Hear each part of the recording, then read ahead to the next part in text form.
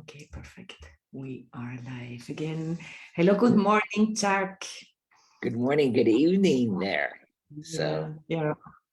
We want to be there with you. You have shown me your sea view right now. Such a nice morning in Hawaii. It's a another gorgeous morning here. So thank you for being here with us again in those deep and challenging times for the whole collective. Today, you said we would talk about projection and how the world is a mirror for us. So, yeah, I think we as Lancy says, which is if you see shit, it's your shit, and this means that there's a lot of bad stuff going on outside, from the pandemic towards war, which actually is happening everywhere on the world, plus now the whole economic crisis, and it seems like there's no end.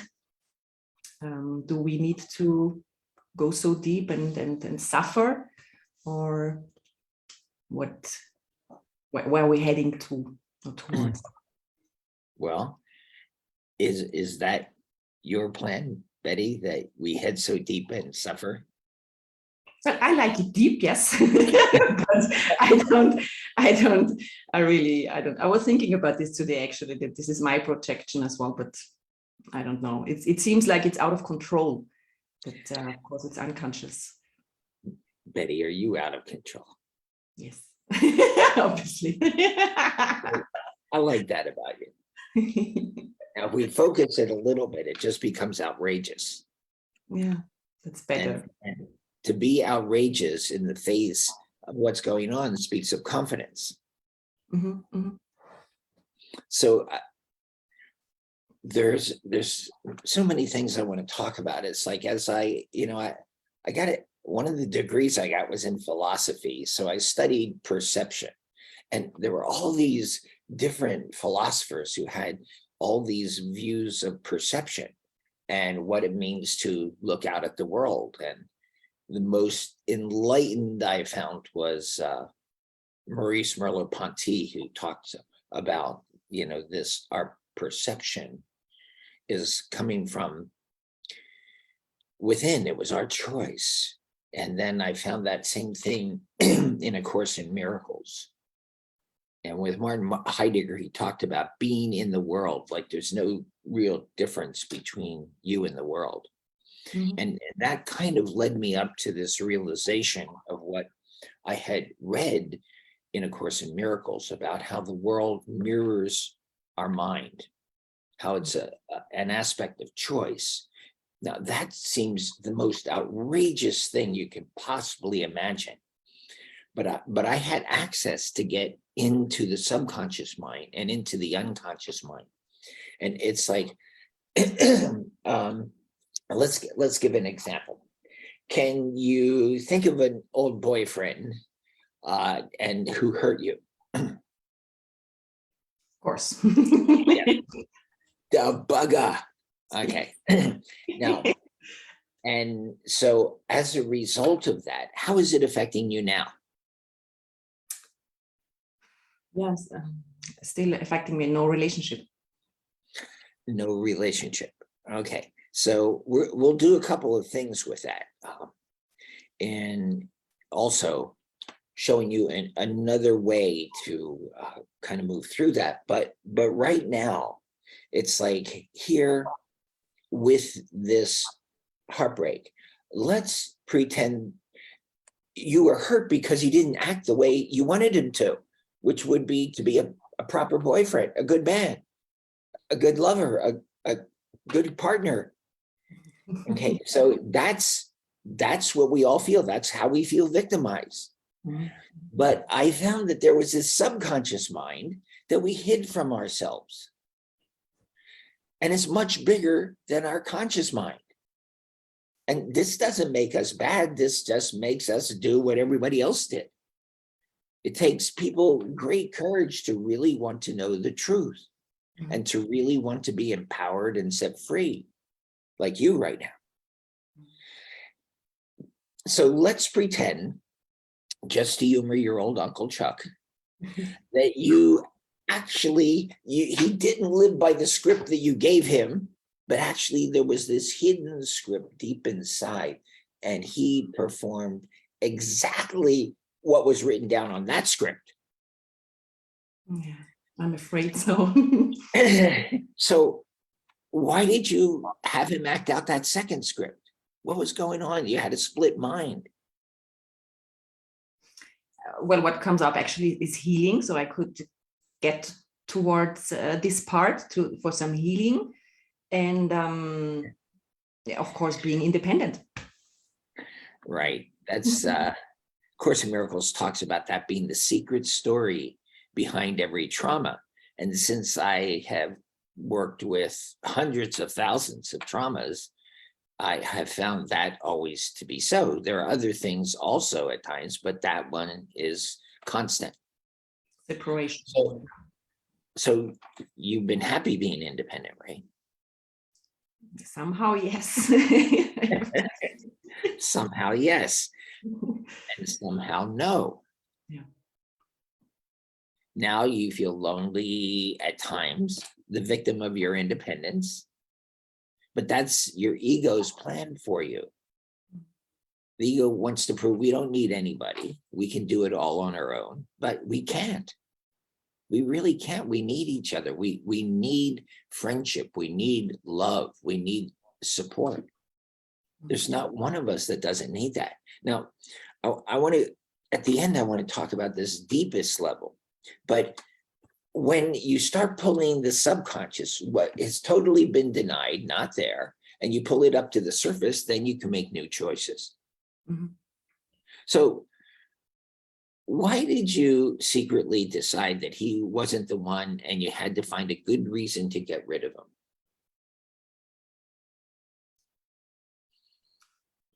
Why I wanted him to be not the one, you mean? Yeah, why didn't he add up to being a great partner?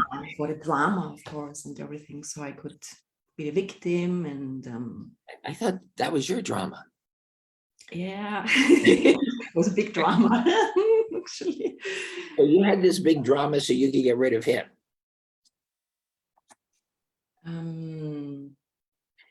Yes, well, yes. Why did you, the question I asked was, why did you want to get rid of him?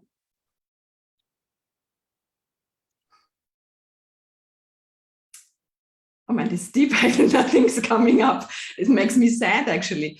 To be alone again, to be alone, to be independent, to show that I don't need anybody.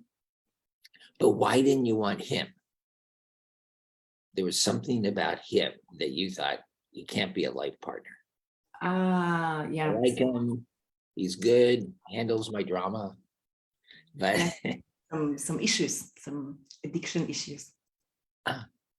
So you go, can't do this. Mm-hmm. Been there, done that. Mm-hmm. But how bad did it hurt? 100%. So, and even though you planned it, Mm-hmm. that's the crazy stuff that I start finding out in the 70s as I'd ask people questions and they'd reply. And they hadn't prepared me for these kinds of responses in graduate school.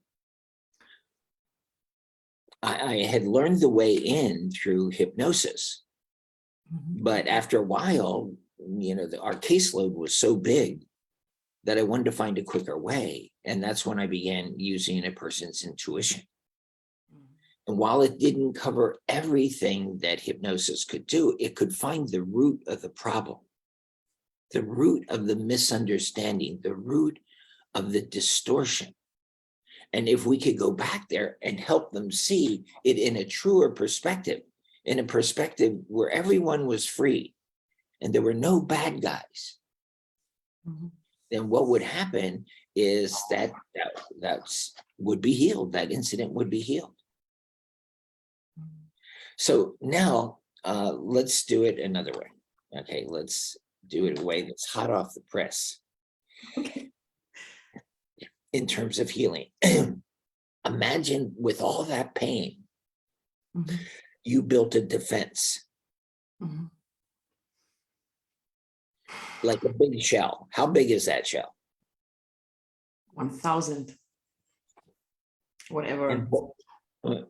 And what is it made of?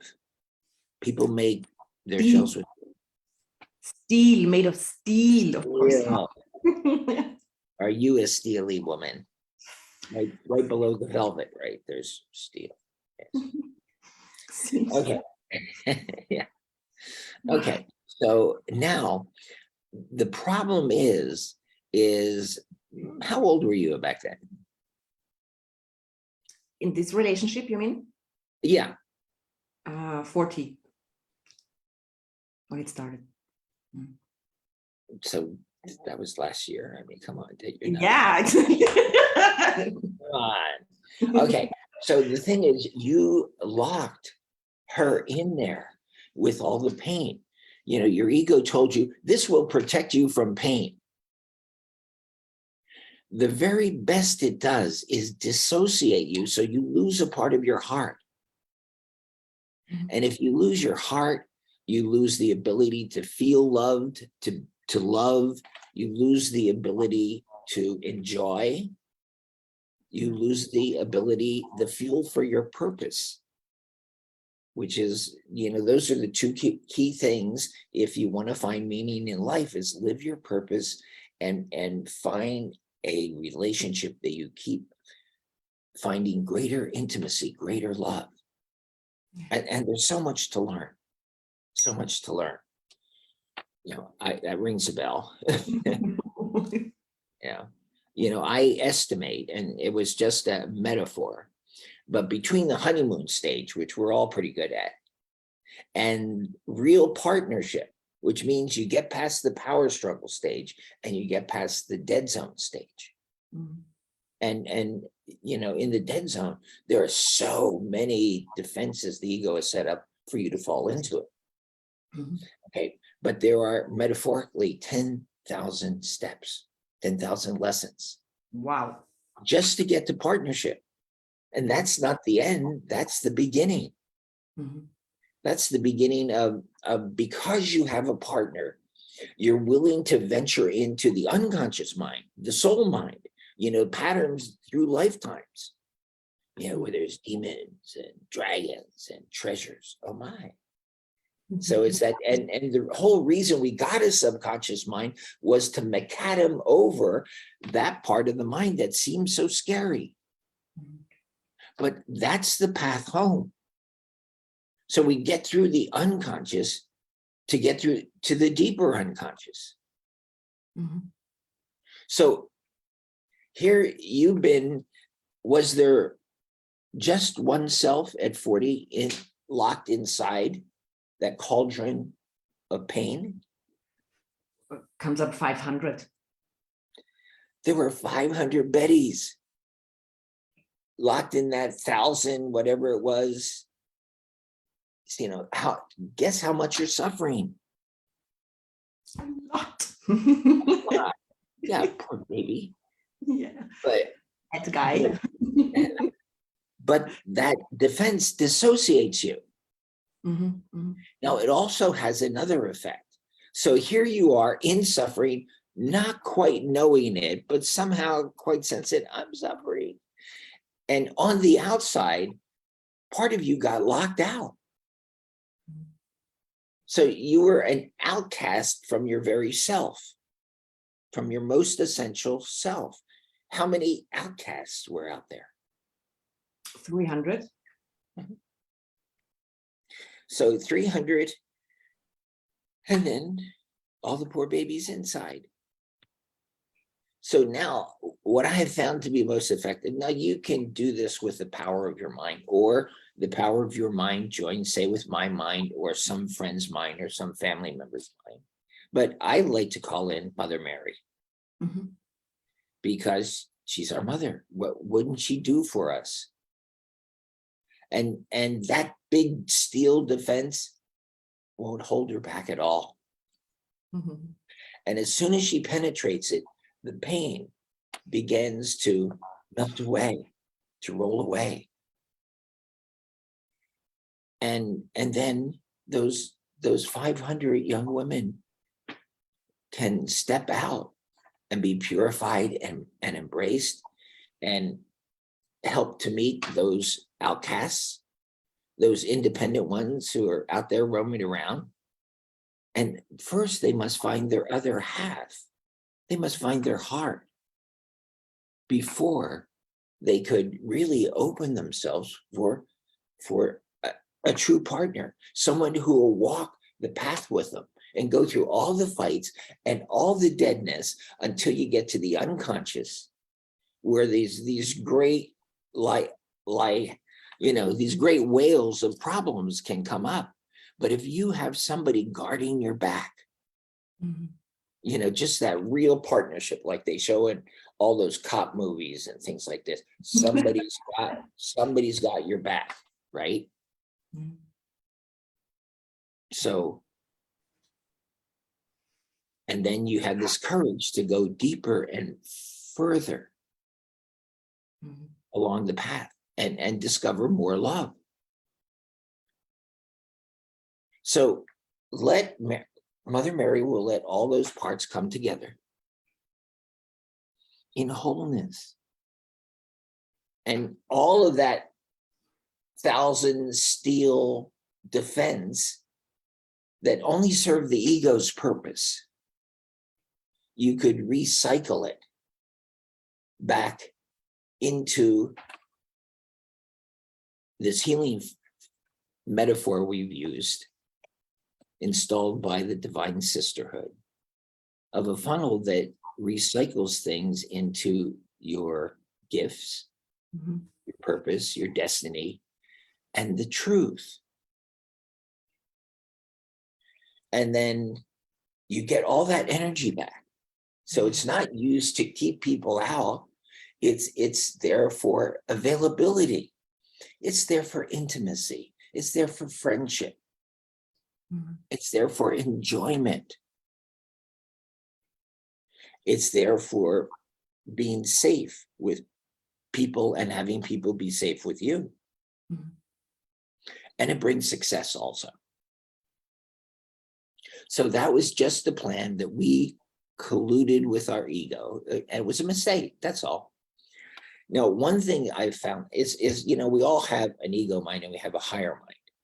And the higher mind's connected with heaven, connected with the Holy Spirit, and so it brings in guidance, and its whole function in our lives is to correct our mistakes. So, Betty, was that a mistake back there? Yeah. So you can just step back, let your higher mind come in and just dissolve all of that mistake. So you're older and wiser. You have that maturity.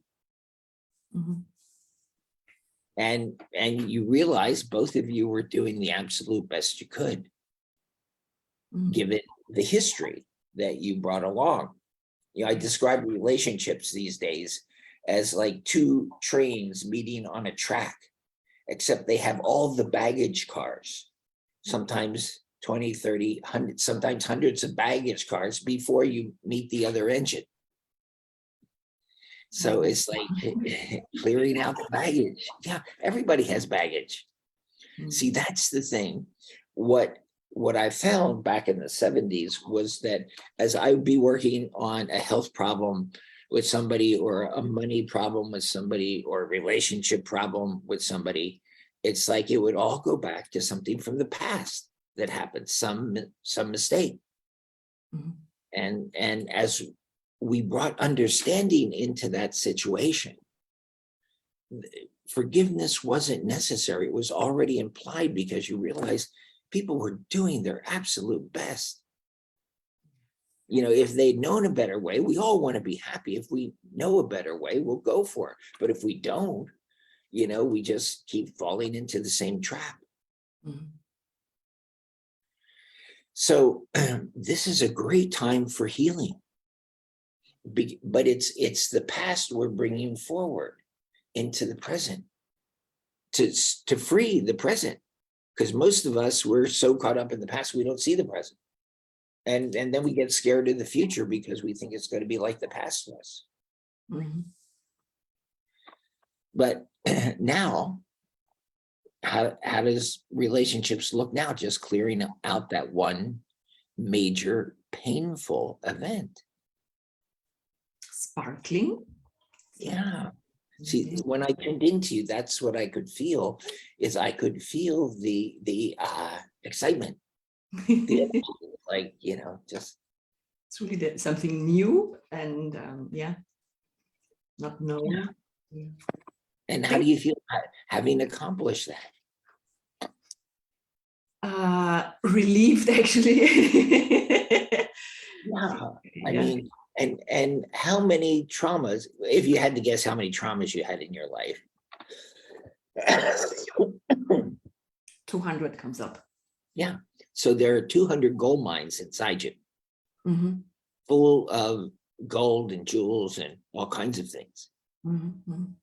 that you could get yourself back. And there are gifts waiting for you, and greater aspects of your purpose. Your heart comes back, your ability to be touched. Mhm.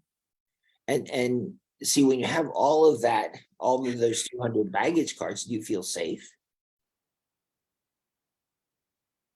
Yeah, it's like our unsafe world that we have in our mind. We see an unsafe world in front of us.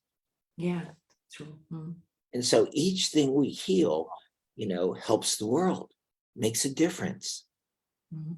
because it's all being reflected. I was just doing a 10-day apprenticeship, a 10-day workshop on the restoration of freedom. And most people are scared of freedom, as evidenced by how few people are free.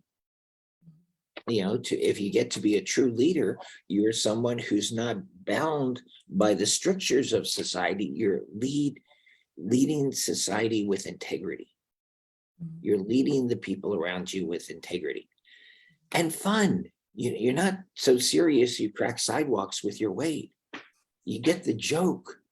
You get Yes. the divine joke. And so, I mean, do you want to follow somebody who's always No. looking like a troll?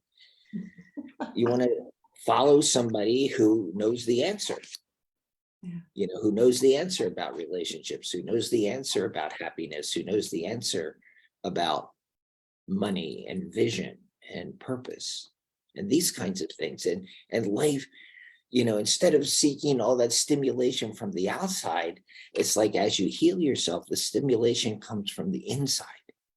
Mhm. And you realize that your joy comes from not what you're getting, though you will receive much more. It comes from what you're giving. Somebody once said, nobody gives a medal for what they received. People are given medals for what they give. Mhm. Mhm. And a medal can't make up for when someone transcends themselves, when they're heroic, when they go beyond the limits of what they thought they could do. And basically, you do that out of love. That you're just encouraged, and it is a time for heroes. It is a time for courage. It's a time for love, but it's a time to heal ourselves, because the way the battles are coming at us fast and furious, you don't want to go into a battle wounded, because then you're the one that says, okay, I'll hold them all off, you guys get away. We're not talking about that. We're talking about leaving no one behind, bringing everybody with us. Right now, okay, it's recently shifted, but we're in a time of transition. Mhm. And when you're in a time of transition, of serious transition, of going from one place to another, a lot of crazy shit can happen.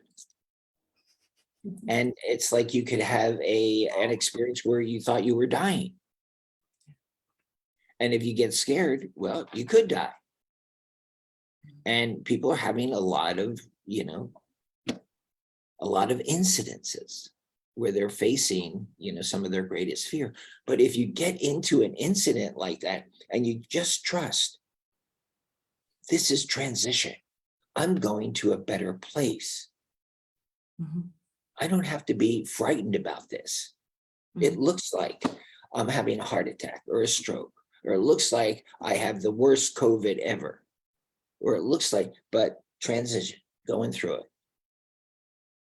Got my faith. And I remember, you could remember the people that love you. You could remember your friends walking with you. You could remember Mother Mary walking with you. Mhm. You could remember Kuan Yin walking with you. And Buddha, David, they're all there. They've reached oneness. That they sometimes change each other's, masquerade costumes and show up as the other person because they're in oneness. So they just enjoy, oh, let me go see what it's like, visiting somebody in China. But they're all one. It seems impossible to imagine, but it's like if you go further and you include more people in your friendships, in your ohana, your extended family, Mhm.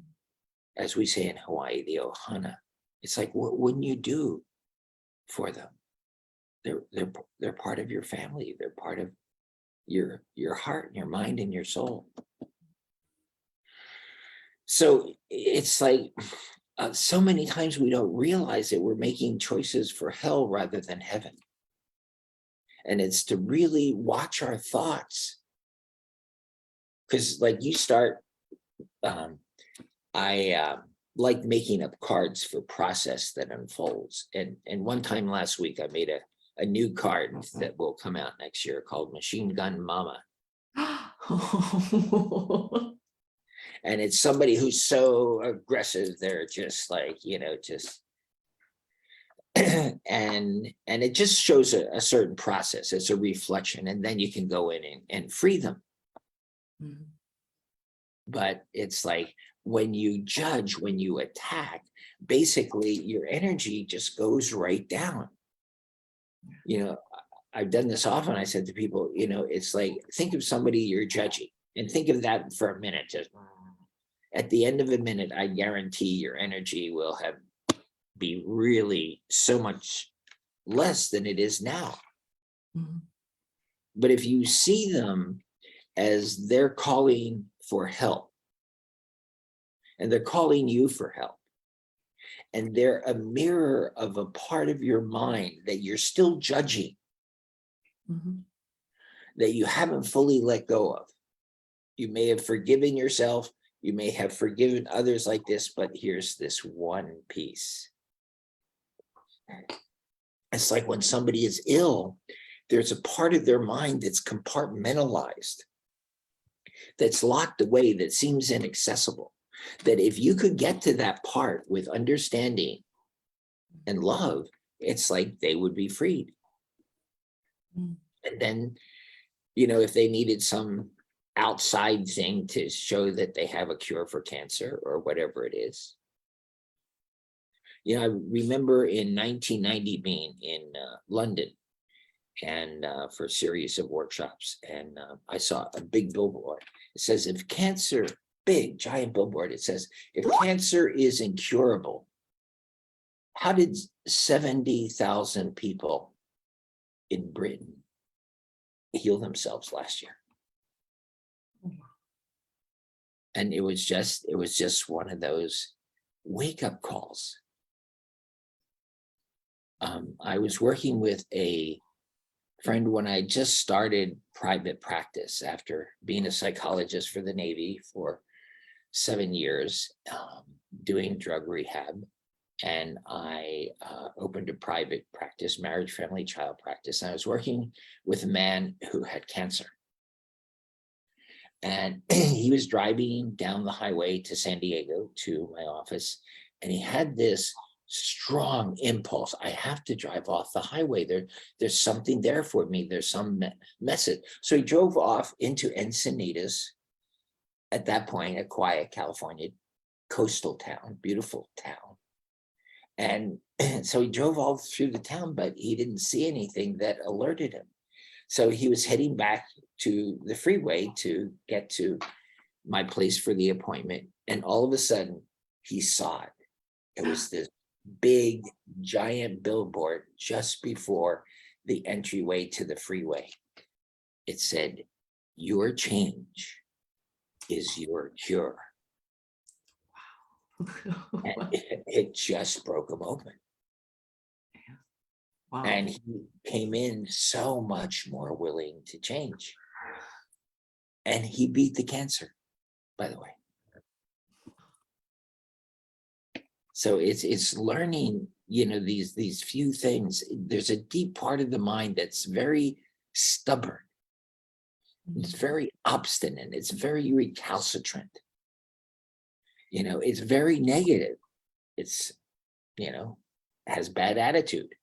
Now, I know you've never run into a part of your mind like that, but just mention it in case you ever do. And the thing is, one of the aspects, first of all, this whole stage buried deep in the unconscious is the authority conflict. And you telling me what to do? Anybody going to tell me what to do? No way. Not even you, not so fast up there. And so we get into this resistance.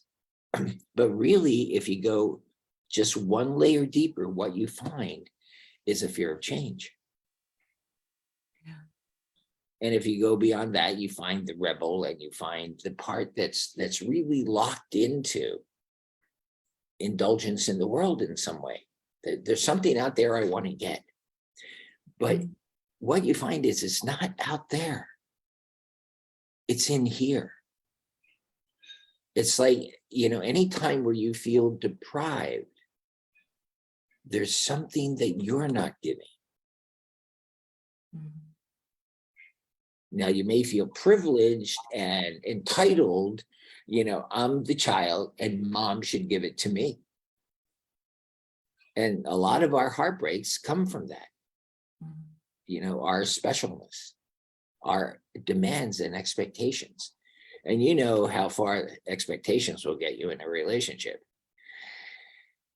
Right to the end of the road. But it's like when you'll have that many expectations on yourself, that many demands on yourself. So it's learning that where something's missing, well, you have the gift. It's inside you. To intuit that. And you can always ask heaven to supersize it. There's a line in the Course in Miracles that says, give one of your gifts to God and he will increase it 1,000 or even 100,000 times. Because you're the one helping his kids. What wouldn't you do? I remember something that touched me so many years ago. I think it must have been, when I was in high school. I read this true story of a man who came back to his house. His house was ablaze. It was on fire. It was so hot that even the firemen with their special equipment couldn't go in. He didn't hesitate. He ran right into the house. He ran up the stairs where his 4 children were crying at the window. He grabbed one under each arm, jumped out the window, broke both his legs, passed his kids off, jumped up, ran back into the house, grabbed the other 2 children, and jumped out the window.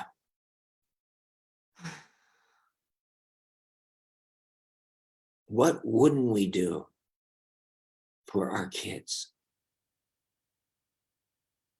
And where do we say, no, I won't be limited by that? I think back to, we were created limitless in God's image. We were created as pure spirit, not with bodies. That came later with our ego to say, you're over there and I'm over here. and we're separate. But it's like to as we ascend, as consciousness ascends, it gets less and less limited and more loving. It extends itself more. It sees everybody as part of the Ohana. Everybody is part of the family. So it's like to be that courageous, to get our heart back. So many times we're brokenhearted. I've been in Asia at times, and I'll ask, well, how many broken hearts do you have? And some people are going, 3,000, 30,000. And it's like, they have no idea that with each broken heart, we start on a path of revenge. We start, it builds up our guilt and our unworthiness. It builds up our hatred and our self-hatred and our misunderstanding. We're not seeing clearly. The whole world gets distorted. Now we have the distortion that's in our minds out in the world. So we can forgive that, knowing that's our ancient selves. I would never do that now.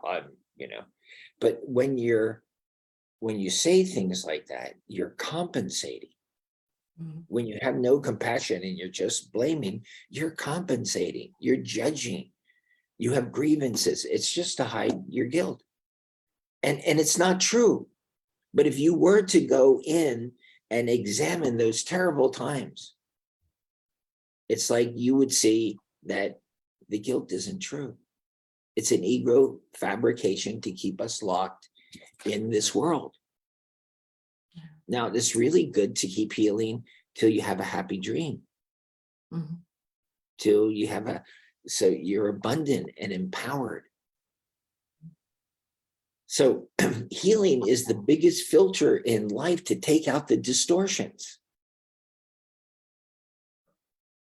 It's like when you have judgment on somebody, what Jesus says, take first the beam out of your own eye before you can get the speck in somebody else's. So it's learning to, first of all, not be so hard on yourself. People are so hard on themselves.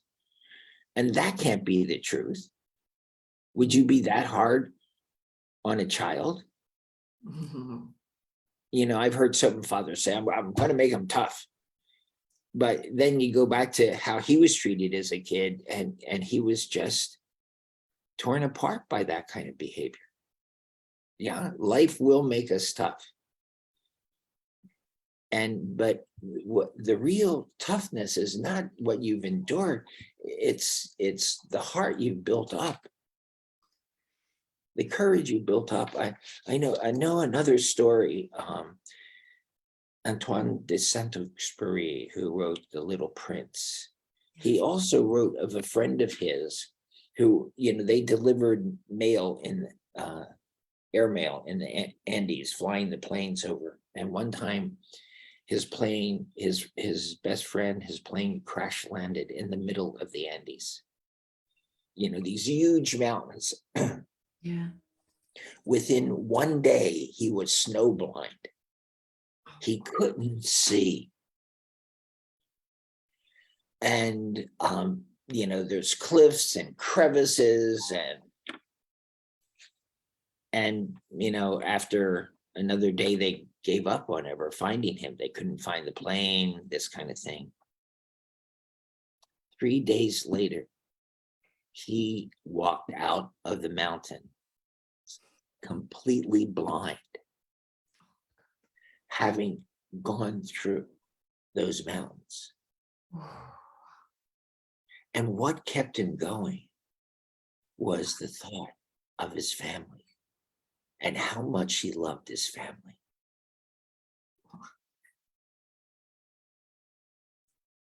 Yeah, so many of us would die for our family, but would you live for them? Would you heal yourself? Would you get rid of the spear sticking in your heart so you don't pass that on to your son or your daughter so that they'll stick that in their hearts?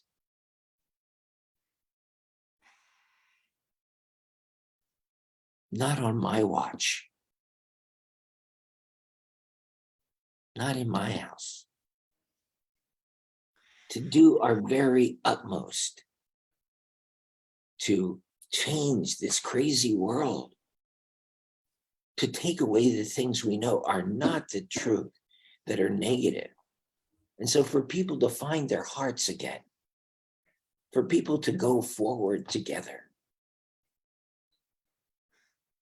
to be able to be a friend to each other, a true friend, no matter what side of the world they live on, what country they live on.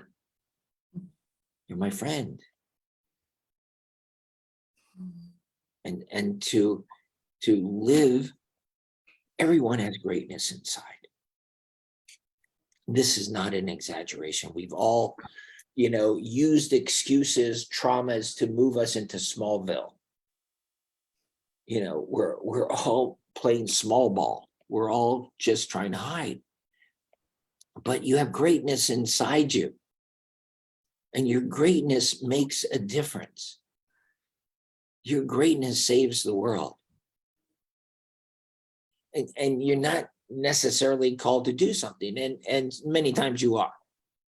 But it's not you that does it. It's done through you. But it's your love that says, yes, I will. Yes, I can. Yes, I must. While I still have breath in this body, I will. I can. I must. Let me find a way. You don't have to know how to help somebody. Just love them. Just be present. Just keep breaking open your heart where all these defenses. Your heart knows what to do. And when your heart, joins up with heaven's heart, then there's miracles. Then limits are transcended. And we're reminded of how we were created. And this is the thing, if we could remember this, I am as I was created. I'm God's child. I deserve all good things. I should stop treating myself this way.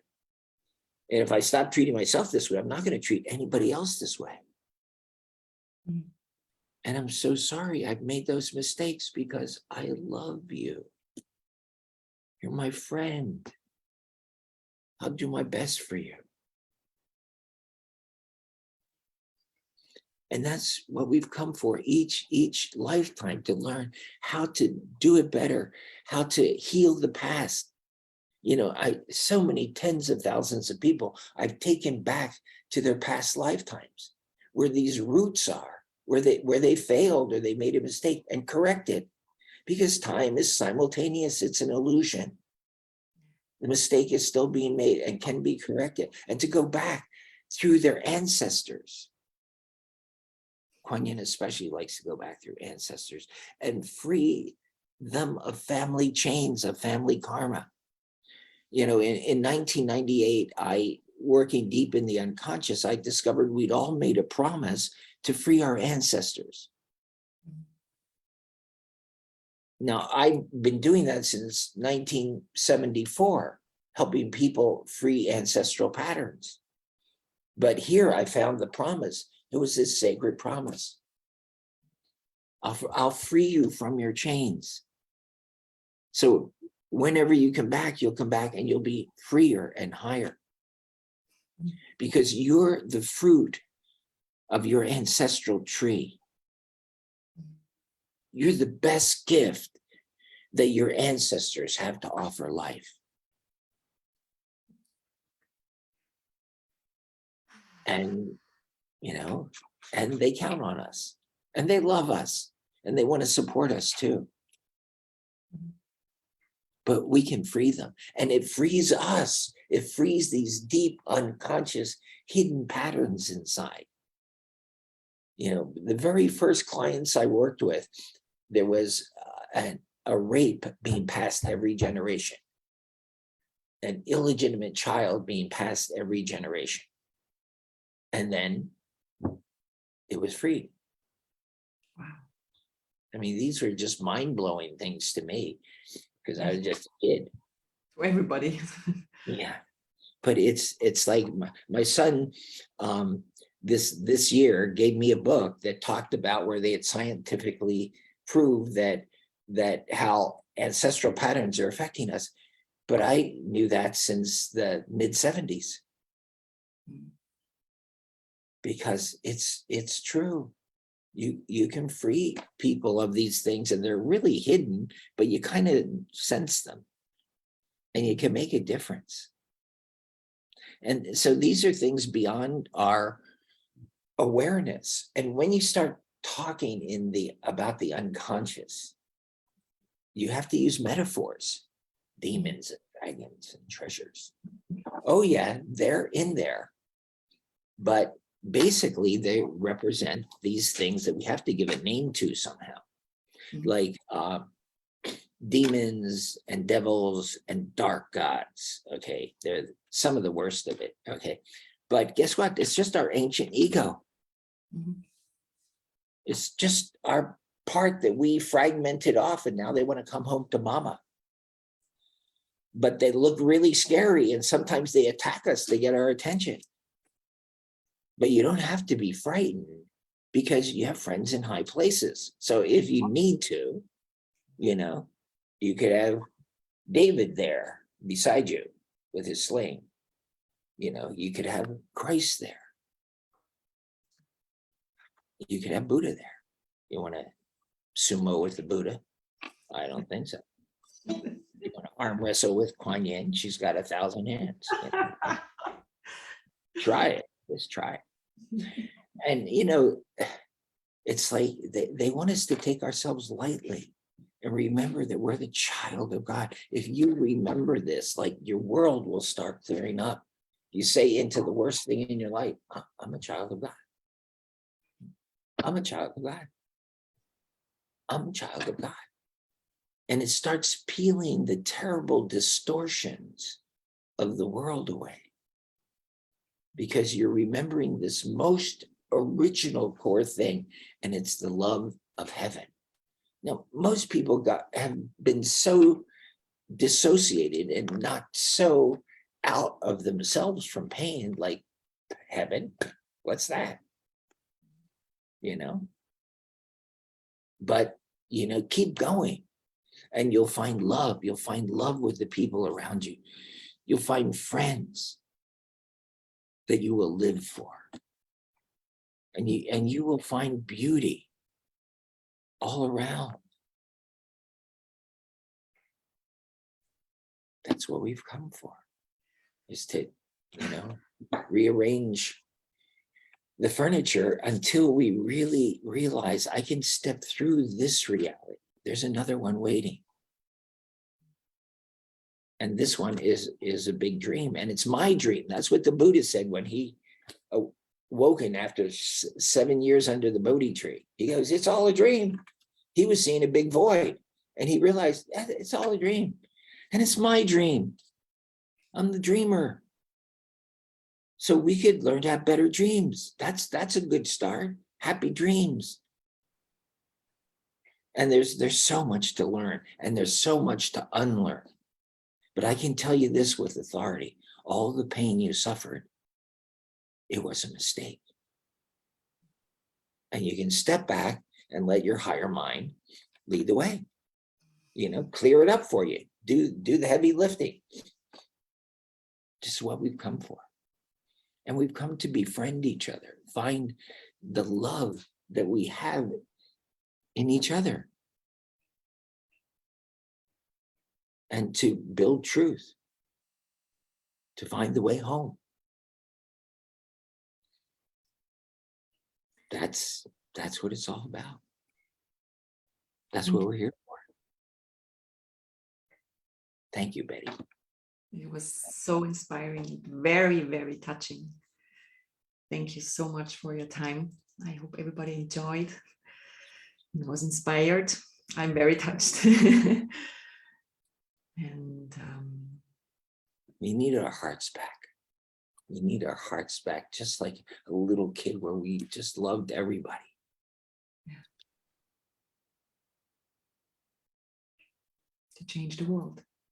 change the world. There's no bad guys out there except for the bad guys in here. And we can redeem them and redeem everybody. Mhm. Okay. Thank you so much. Thank you. Enjoy your nice view. Enjoy the day. Thank you, Chuck. Love you. Mwah. Love you, Betty. Thank you.